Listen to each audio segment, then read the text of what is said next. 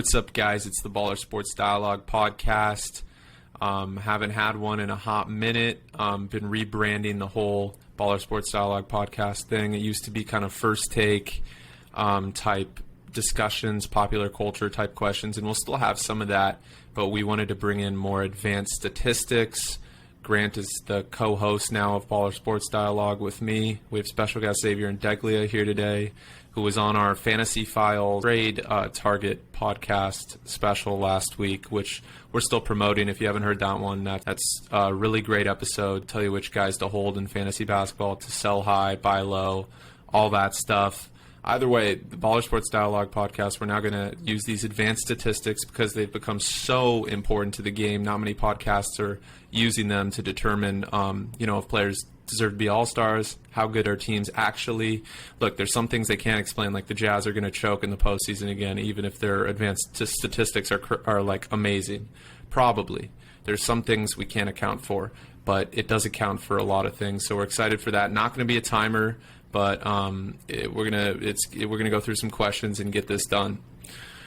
So, with that being said, I wanted to start with Deandre Ayton. Actually, came back from COVID protocols. He's been absolutely fantastic this season, averaging 16.8 points per game, 11 rebounds, with an efficient field goal percentage of over 60%. His PER is top 25 in the NBA with 22.06. I know he's missed some time, but he continues to get better. He's on the second best team in the NBA right now. I think he deserves to make it over Devin Booker, just because Devin Booker is wildly inefficient, even though he's the Suns' best player, in my opinion, maybe other than Chris Paul.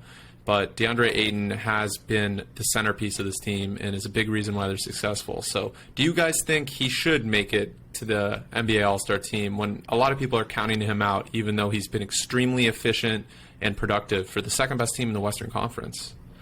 I don't know. I mean, it's tough to say because you see all these guys that are thriving with Chris Paul, right? And you say, oh, well, he's only doing that because of Chris Paul, or he's only doing this because Chris Paul's system is in there. But you got to understand that this guy was literally one of the best centers in the league in the playoffs last year. And he dealt with COVID. He's dealt with COVID in the past month, but he's come back to play decent. I mean, he hasn't been amazing, but before he got COVID, I mean, he had 19 and 12. I mean, I'm just looking down his game log over the past month, and you see 23 points, 28 points, 28, 13 points, 28 points, 13 rebounds, 15 points. Like, he's a double-double machine. So, by that alone, he should be an all-star because before he got COVID, he was putting up amazing numbers. And it's not just because he's in Chris Paul's system. He's not just because he's in the Suns system. He's like a literally legitimately skilled and talented center. So I think he should be in the all-star game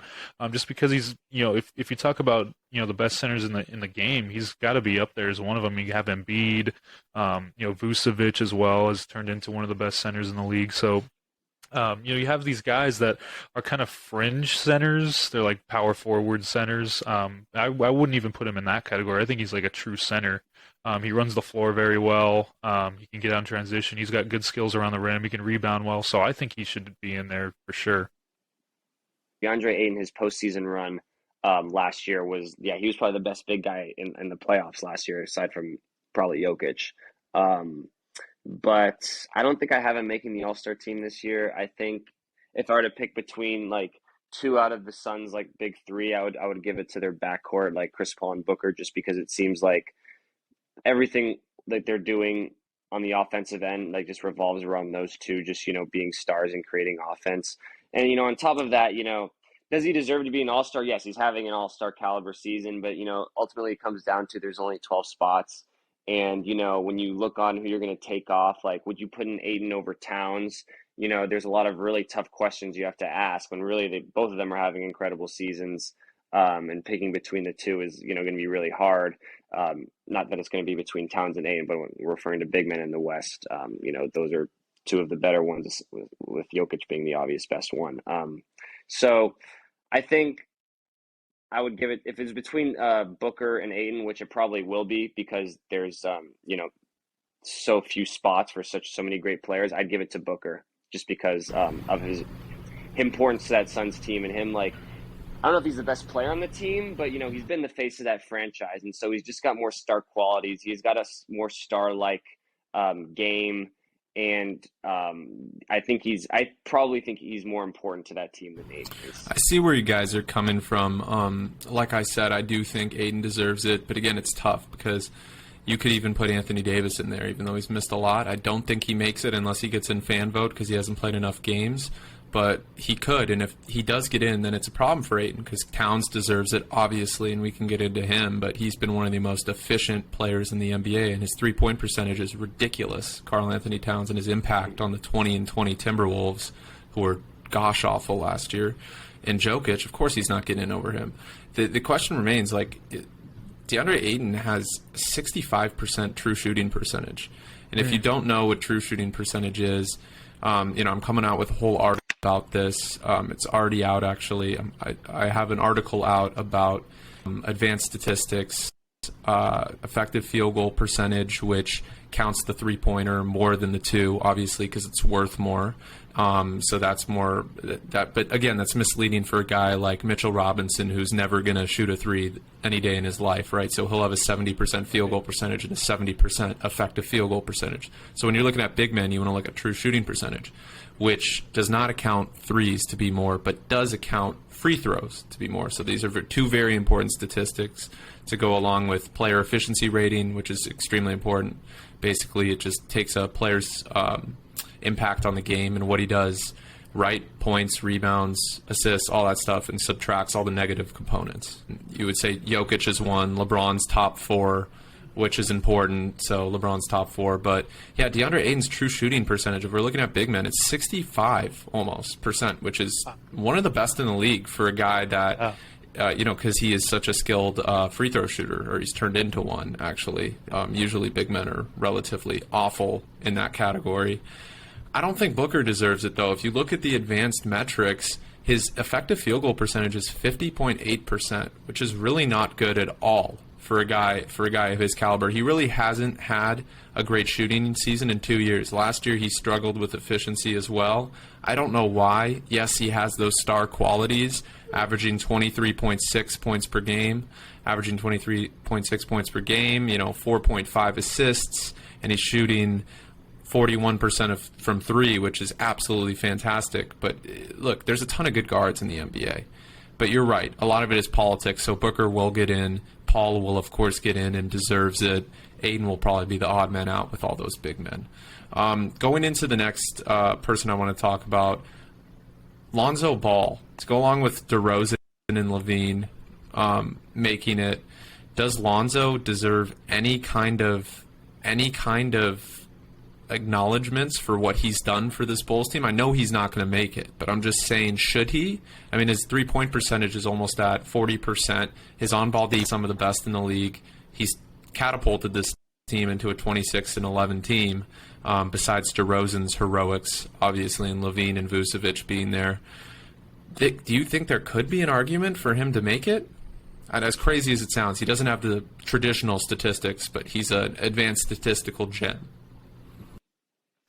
I don't know. I think it's another instance of one of those guys that's like a good system player. I know I've mentioned this in previous pods a while back, but he's a system player that's very good in his system, and he knows his role, and he knows, how to work within the system. But an all-star, no, man. He should be getting recognition as one of the better guards in the league. I definitely agree with that. But all-star consideration, no. I mean, if you go down his game log, sure, he puts up anywhere from 15 to 20 points a game, which is pretty good, but, his efficiency isn't amazing. His three-point percentage has gone way up since his previous years, which is good to see. I mean, I'm a big Lonzo Ball fan. He's a very good defender. He can get 3 to 5 steals a game, but I just think the consistency isn't there, because if I go down his game log, you'll see like a 3-point game or like a 9-point game or like 4, and then all of a sudden he'll have 19, 15, like 20. So the consistency isn't there to be an all-star player, but like I said, he's such an amazing player in the system. He's such a good player for the Bulls, and I think he's grown so much as a player in general that he should be getting recognition, just not as an all-star yet. I'm on the same page as you with Lonzo Ball, and it's interesting because no, he's not going to be an all-star this year. He's the 4th best player on his team, but he has really found like the perfect spot for himself with this Bulls team. Like basically being able to share the backcourt with both DeRozan and Levine has hid virtually all his weaknesses and has really honed in all of his strengths. And I really think this is like the first year we're actually getting to see Lonzo Ball contribute to like, the NBA scene in a very meaningful way. Similar to, Rondo on the 2008 Celtics, or Rondo just on that, big three Celtics team as the fourth guy on the big three, and just sort of, being a distributor, or not even so much like setting up shots, but setting up players to in the spots they like to be in. And I was doing a redraft of that 2017 NBA draft when Ball was taken number 2, and a lot of people had Ball written off as a bust.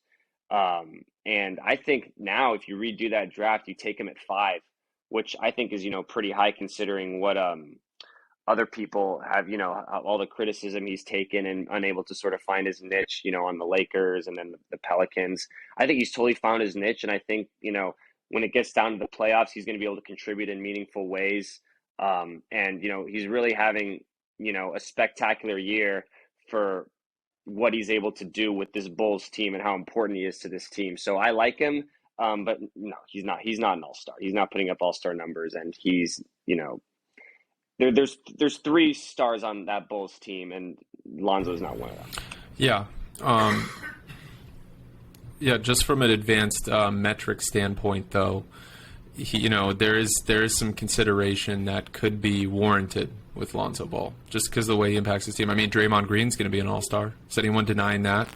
I know he plays for a better team, and he's a better defender all around, and he has more, like, consistent statistics of, like, 9, 9, and 9. But, like, he deserves to be an all-star. I don't think Lonzo is an all-star. Can I interject just really quickly? Like, why does Draymond Green deserve to be an all-star? I'm so shocked about it. I mean, I know he's great for the Warriors and he's been a great defender, but there are a lot of good defenders that aren't going to be all-stars. Like, his offense is awful. I'm sorry. Well, I think it goes into the point. I just want to know why everyone is like thinks he's going to be a pin, like, and this is the point. This is the point I bring up with Lonzo, right? Like, if Draymond Green deserves to be an all-star, Lonzo's one of the best defenders in the league, top 5 in steals, great three-point percentage. Player, like way better offensive player. And his team's number 1 in the Eastern Conference. Vucevic isn't going to make it, nor does he deserve to make it. He hasn't been good enough. They're going to have 2 all-stars. But I guess it comes from this perspective. It's about politics again, this all-star voting. Green is on a team that has 30 wins, right? 30-plus wins. Green's on a team that has 30-plus wins. And who else is going to make it besides Steph Curry, right? You got to have more than one player with the best team in the league, even though that's an all-around team. I think that's the perspective most teams are coming with. That's why Draymond Green, it's politics. Draymond Green and Lonzo Ball both have a solid argument to make the All-Star game. I think Draymond's all-around impact on the Warriors is definitely a little bit more valuable, but don't count out Lonzo and what he's accomplished, like Xavier mentioned, turning into not a bust and actually one of the most important players in the NBA this season, as he's helping turn that team into a championship contender. I want to address your guys' point on Draymond Green. I think he deserves to be an all-star, but it's mostly almost all because how good the Warriors are, because he's the second best player on the best team in the league, right? So if you're going to give all these other teams multiple all-stars, the Warriors' success has been largely due to Draymond Green. And it's not like it would be one thing if, they still had Clay and Durant and they had the record they have right now. But they also, it's just kind of been Draymond as their second best player. Obviously, Wiggins and Jordan Poole, have contributed, but they are not having all-star seasons. I think Draymond Green would be the second all-star on that team. But it's all relative to their record, because statistically, Draymond Green's having virtually the same season he did last year when the Warriors missed the playoffs. And there's no way that Draymond Green deserved to make the All-Star team last year, right? But now that they're playing winning basketball, you need to definitely consider him as being sort of a rock for that team on everything, not Curry, basically. I mean, yeah. All-stars, there's always snubs every year. Sabonis is going to make it, right? I mean, his team is terrible. but he's still going to make it. But then Jarrett Allen, you don't think he makes it? Okay, but then Jarrett Allen is going to get snubbed, and he 100% deserves it, as he's one of the most efficient players in the NBA with 72% true shooting percentage, almost 2 blocks. Cavs are 5th in the Eastern Conference. I know Darius Garland's been in a slump recently in the past couple of games, like slump. I mean, he was averaging like 20 and 10 throughout the previous. Those guys' impact on the Cavs turning into, this Eastern Conference playoff team is very vital to the All-Star game, in my personal opinion. I think they both deserve nods. Again, then who are you going to take? So Allen for sure needs to make it, in my opinion. Garland, it's a bit tougher because you got LaMelo, who you might have to, nix. But again, popularity, LaMelo's in, right? He's LaMelo Ball. He's got the league on notice. Doesn't matter what his efficiency is. I mean, his statistics are great. I get that, but Garland or VanFleet, one of them isn't going to make it unless some person gets injured. It's just a matter of what you value more between the two, and it's so it's so objective too because subjective, because between Garland and Jarrett Allen, they play such different games and they contribute both equally as meaningful, but in very different ways, similar to how Booker and Ayton contribute meaningful and in different ways, and Donovan Mitchell and Rudy Gobert on their respective teams. So, and it's gonna be tough because it's gonna come down to picking between the two because there's so many good players this season that you can't, just pick 2 or 3 players for every playoff team. So if I had to pick between the two, I would like to see Allen just because, I think he's more important to the team's identity of that sort of long defensive presence he brings. But there really is no wrong answer. It's just a matter of preference at this point between the two for both Ayton and Booker as well. That's fair. I mean, look, I think Jarrett Allen's going to be an all-star. I think he deserves to be just because he's doing it on both ends. He's doing it on offense and on defense, and his numbers aren't just standard numbers. Like you said, he's averaging like high teens in both points and rebounds, and he's a very great defense. He's a great defensive player. He's formidable down there when you try to get down there. So, and not to mention, like you guys said, I mean, the team's doing so well. It's not just like the Cavs are this team that, okay, they're not doing good, so he's probably not going to get in. No, they're great. And I think Darius Garland should get in. Now, it's so loaded, man. There's going to be so many snubs to where, you look down the list, like we talked about Sabonis, Montrezl Harrell. But Montrezl Harrell, he's kind of tailed off a little bit. He had an amazing start to the year. But he's kind of tailed off a bit, and like we were talking about Lonzo Ball, I mean, it's just so clustered to where I think Jarrett Allen is a pencil in. I think he should be solidified as a starter. Maybe not a starter, but definitely an all-star. But Sabonis, I don't think he'll get in. I just don't think he. He has had good numbers, but the Pacers are going nowhere. Everyone's kind of forgot about the Pacers. I don't know where he is in the fan voting, but I think everyone's kind of just forgot about the Pacers at this point because they have a few decent players, but maybe we can write in Lance Stevenson here and there. But in terms of Jarrett Allen and Darius Garland, I think they both should get in, but I don't think Garland will get in. I just don't think he will. I don't think he has enough hype behind him right now. It's unfortunate because he's such an amazing player and he's having such a great year, but Jarrett Allen definitely has the hype to where his name. He's a common name. People are going to vote for him. The players are definitely going to vote for him because he's a beast. But, yeah, I think Jarrett Allen gets in. I think Garland goes out, but it's unfortunate. But I just think that's the way it's going to go this year. I know Garland's probably going to be their future, so he'll get in the future for sure. Now, let me just, before we go into team offensive and defensive rating, I'm going to have you guys guess the top 5 in each of those categories. I wanted to first say this. Fred VanFleet is 28th in player efficiency rating, 20.69, 22 points per game, 7 assists, obviously almost 2 not obviously if you don't follow basketball, but almost 2 steals a game as he's solidified one of the best defenders in the NBA. Darius Garland's player efficiency rating is 60th. 17.56, and even though he has good numbers and he's definitely more efficient than he was last year, 20 points per game, 7 assists, EFG of close to 55%. True shooting percentage is relatively high too.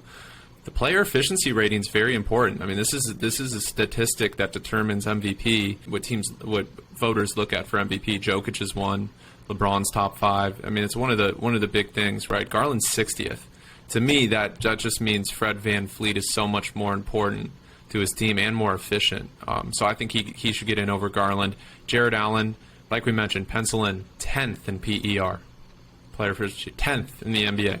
I didn't mention that. I mentioned his other statistics, how efficient he was. He's just dominating. Again, of course, easy to be efficient when all you shoot is 2-point shots near the basket, right? He's not shooting threes, which is why LeBron James is 4th overall player efficiency rating in 40% from 3.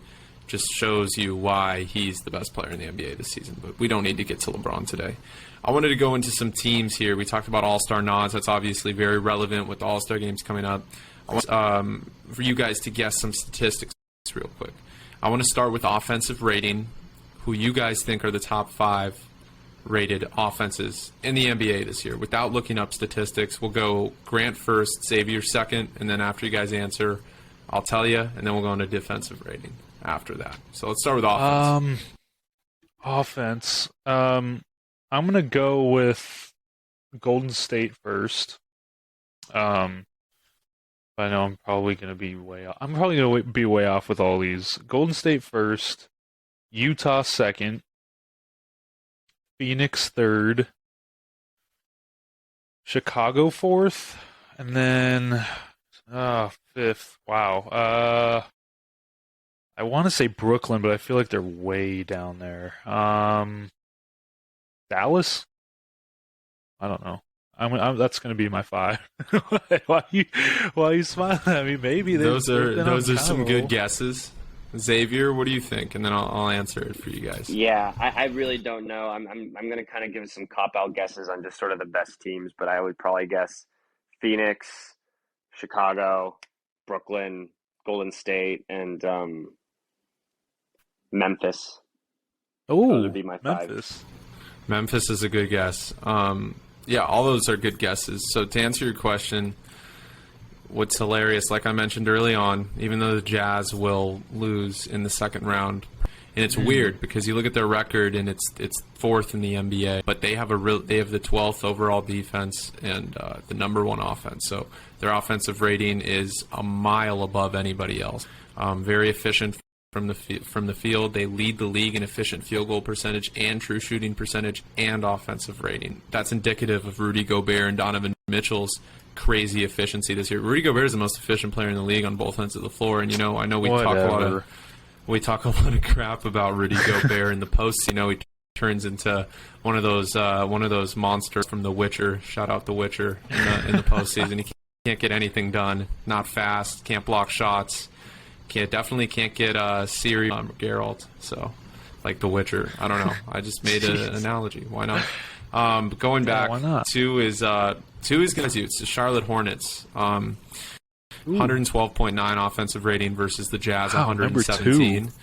Yeah, Hornets are 2. They were third. They were actually third last week. They made up this week. I think that's just indicative of how much depth they have as a team. You look at LaMelo Ball, what he's doing, obviously, with 19, 7, and 7. Rozier's been on a scoring streak, one of the best in his career, especially over the past 3 years. Gordon Hayward's been doing really well. Miles Bridges, obviously, the ascension of him. He could even be an all-star this year. No one knows, probably not, but definitely in there for most improved player, one of the leading candidates. Look, this is a team that's really good, so they're second. Another team that might be surprising to you is the Atlanta Hawks are third. Talk about their record. This is a team with a 17-22 record, and they're third in the NBA. Third in offensive rating. And if you go to fourth, it's the Memphis Grizzlies. That was a good pick by Xavier there. Memphis Grizzlies have been absolutely fantastic this year. Indicative of their record. John Morant's been on another level. Desmond Bane is crazy efficient. They're the deepest team in the league. Like I said, I ride with Memphis. I love the rap of Memphis. Moneybag Yo, Young Dolph, RIP, Key Glock, all those guys. And I love Memphis. They're my second favorite team. I love the grit of the city and the grit of this team. This team could go very far. I've said it 1,000 times that they're going to get to the second round at least this year before the season started. And they could even get further, although it might be tough to beat Phoenix. Golden State or even the Lakers if they figure their stuff out in a 7-game series, just because they have LeBron. I mean, he's the best player in the world, even with Westbrook, Davis, and that's a whole different conversation. We'll talk about that next week. 5 is the Chicago Bulls. I think both of you guys answered that. They have a pretty balanced team. They've been really good, so they're 5th. Well, any surprises first? Is that very surprising to you guys? No. Atlanta was maybe the one Charlotte. that really surprised me. Charlotte made surprised sense when you said it to me. Atlanta totally caught me off guard. Yeah, actually, it's I funny. mean, Atlanta's defense sucks so bad that, I mean, I just kind of figured they're a terrible offensive team too, but wow, top 5 is really good, actually. Yeah, it's funny. That's why the advanced metrics show the Hawks are due for some more winning. Even though their defense is 28th in the NBA, it's atrocious. Their third-ranked offense and what Trae Young's doing, they should be able to win some games. They've lost a lot of close games recently. Similarly, like the Pacers actually rank 18th in like everything, so they should be much better than 15 and 27 or 15 and 26. They've just lost a lot of close games.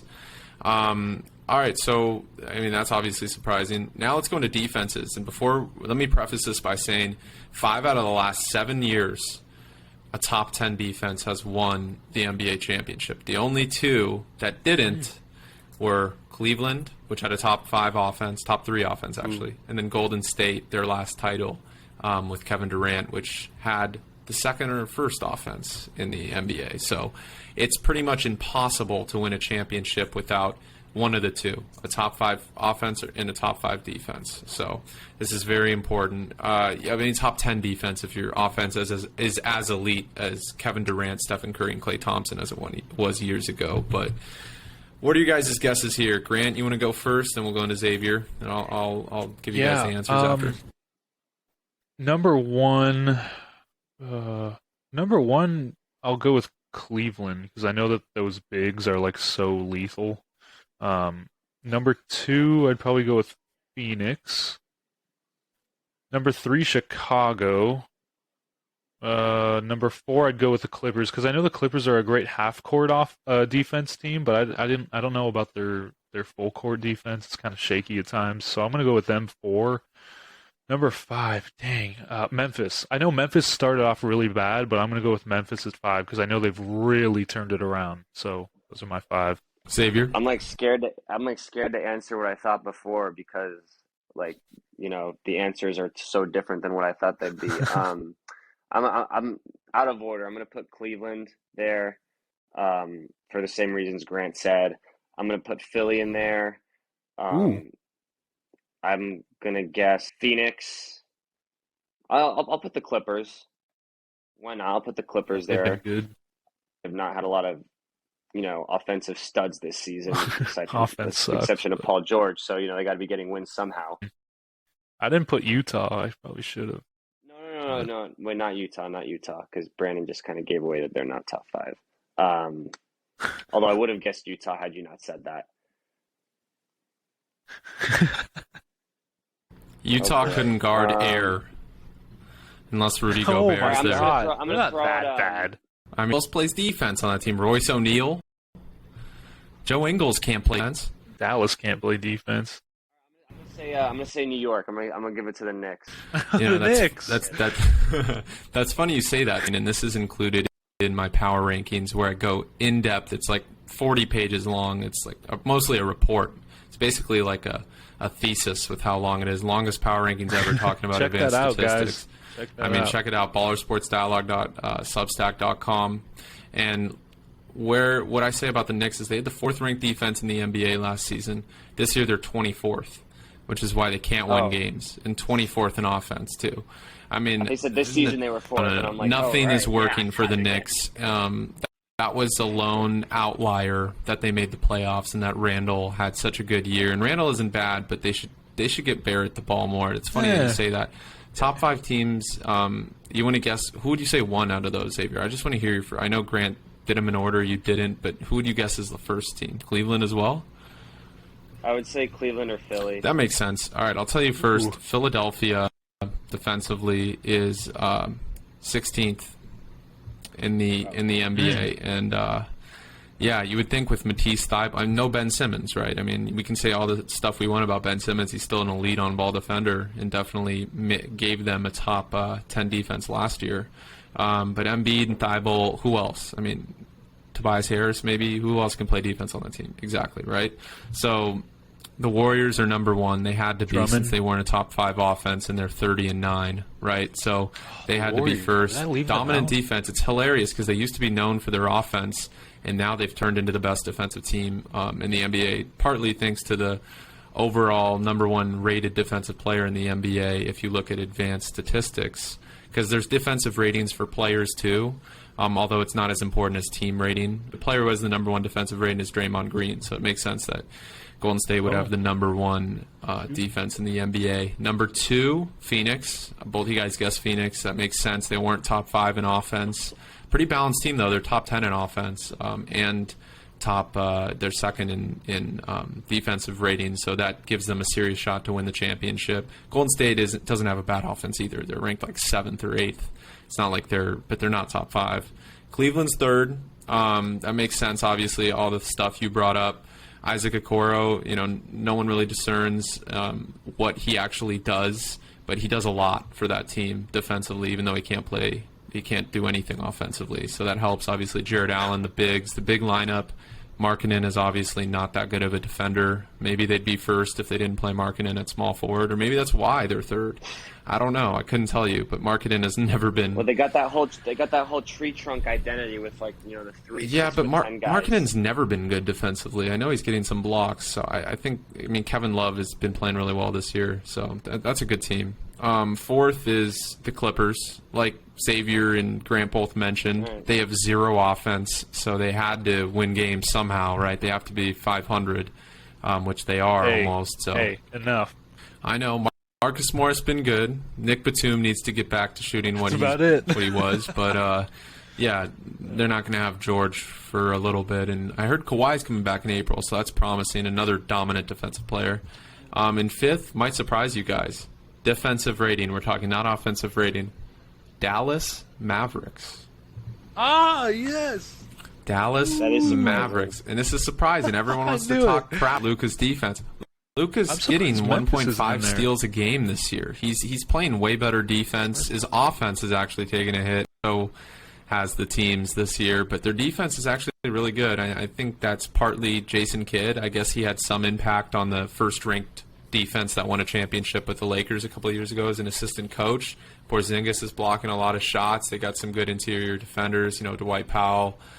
They still got Willie Cauley-Stein. I think they do, right? Yeah, he's only in for defense if he plays, right? Where's Memphis?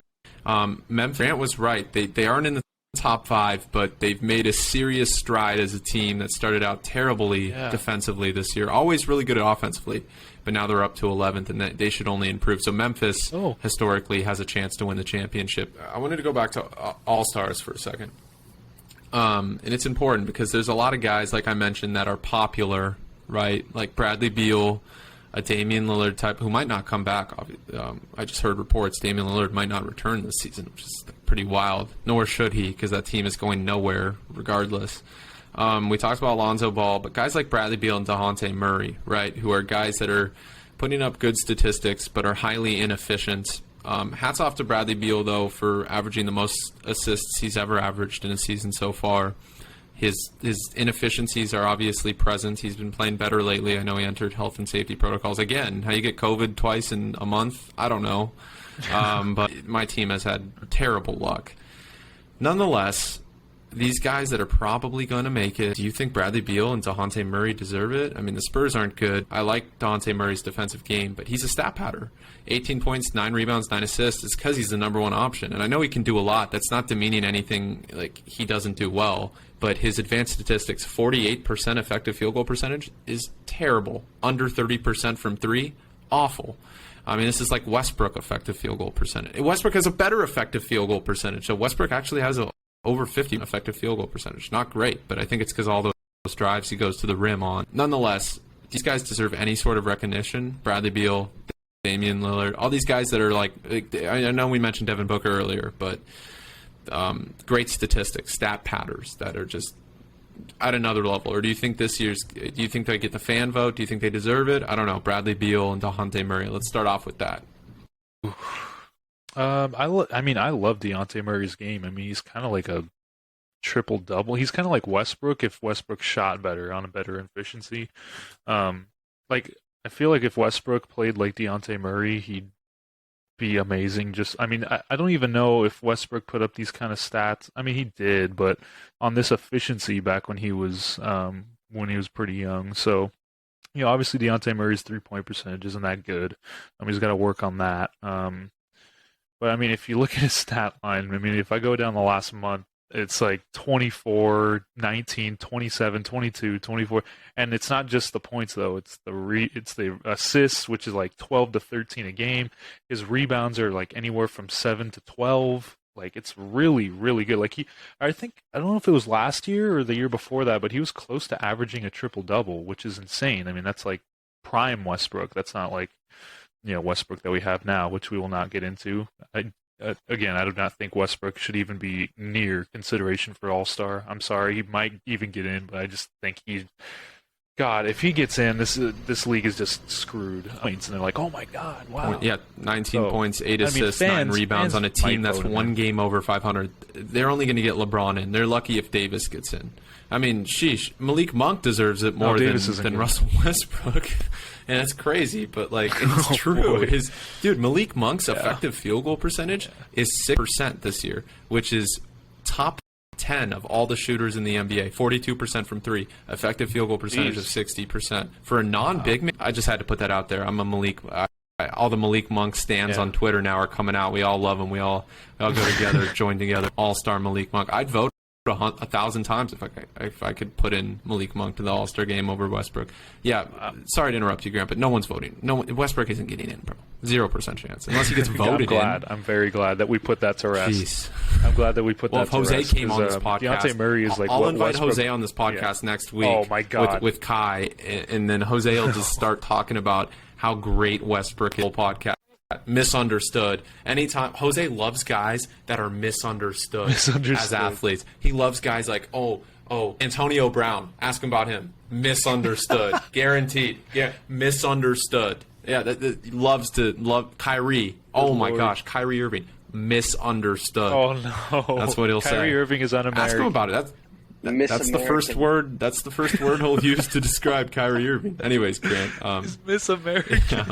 Anyways, Grant. Anyways, going back. I mean, I'm just gonna finish my point on Murray. Murray is absolutely. He's been amazing this year. I think he deserves as much consideration as Garland does on the East side, to where it's like, you know, he's on this team where like nobody really cares about them, but if you go down the stat line, it's like, oh my God, this guy's definitely all-star caliber. So I think he should get in, but I don't think he will. Unfortunately, it sucks, but that's the way the NBA is now. It's more popularity based. It's more like how your team's doing. It's more like, oh, do I know his name? So yeah, that's my take on Murray. I'll let Xavier go ahead. No, I don't think Murray deserves it. I think if the all-star team was 15 people, that Murray would deserve it. But like, I feel like, I think there's like 10 or 11 spots that are like shoo-ins, and then there's like 4 or 5 guys in the West that you could argue for that, like, 11th or 12th spot. But I don't think Murray fits on the top of those, because, the way I'm looking at it, if you want Murray to join, you got to take out Booker, or you got to take out, Karl Anthony Towns, and that he just hasn't had that good of a year. He's had a breakout year, and he might get most improved player this year, but he hasn't been a top 12 player in the West this year. And it just kind of boils down to, if there are any spots available, like if Paul George is still injured at that point, or maybe a player or two have COVID protocol, then Murray might be able to squeak his way in. And rightfully so, because he has had a spectacular year, but just, not better than a couple other great players. I think that's good for today. We talked a lot of all-stars, a lot of advanced statistics. Next week we'll discuss, I want to have a whole segment about the Lakers and discuss them as a team. What I will say is they're not in the top 20 as an offense, not even close right now. But their defense has actually been the strong suit. So Xavier, You talking about on our podcast a couple of weeks ago, oh my gosh, like the Lakers aren't going to have defense as their strong suit. I mean, you would think that, but that's what's been winning them these close games. Other than LeBron's heroics and Malik Monk's shooting, they've had relatively decent defense. 15th in the NBA right now, but we'll discuss that more next week. I mean, that's not great. 15th in the NBA, we're acting like, whoa, they had the first overall defense last year, lost in the first round. So we'll see. We'll see what happens. We'll discuss that more next week on the Baller Sports Dialogue podcast. If you want to read the article, best article I've ever written. I'm biased because I wrote it, but it's a really good article.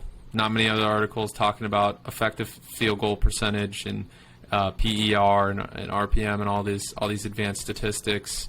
I explain in depth every team and their advanced statistics and why they should be ranked the way they are. So look that up on ballersportsdialogue.substack.com. That's up everywhere. I know it's long, but it's very informative. Let me let you learn something in the day while reading that article. It's always good to learn something. You never want to end the day with less knowledge than you started the day. And now I know Dallas has a top 5 defense in the league. Oh, that's see? Can't yeah, comprehend. and the Hawks top 3 offense. That's what I learned can't today. either. Yeah.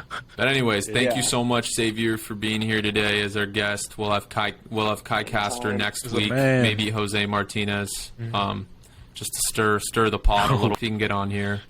But thank you so much, Xavier, as always. The consistent, the great guest, the fantasy legend, the basketball savant, the Bill Simmons of Washington D.C. Not so much recently. So thank you so much for being here. And Grant, of course, my co-host, thank you so much. It's your co-host, Brandon Deutsch. Graham on. This is the Baller Sports Dialogue podcast.